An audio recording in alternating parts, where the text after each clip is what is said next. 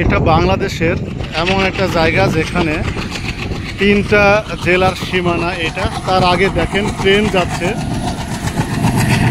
Train সম্ভবত ট্রেনটা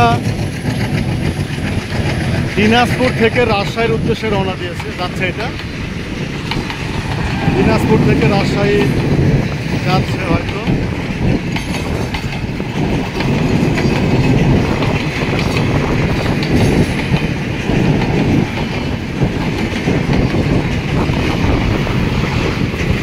যেটা ট্রেন গেল এটা বাংলাদেশের নাটোর জেলার সীমানা, নলডাঙ্গা উপজেলা নাটোরের সীমানা। এটা নওগাঁ উপজেলার আত্রাই, নওগাঁ জেলার আত্রাই উপজেলার শেষ সীমানা। এখান থেকে নাটোর শুরু এইদিকে, আর এই দিকে এই অংশটুকু বাগমারা, অর্থাৎ এটা রাজশাহী জেলার সীমানা। এই ব্রিজটা তিন সীমানার মাঝখানে অবস্থিত।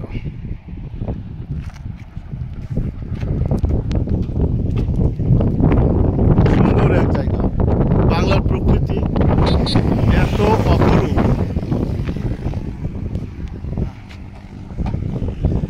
এই ব্রিজটার নামও রেখেছে তিন জেলা সমন্বয়ে ত্রয়াপাচ্য ব্রিজ দেখলাম।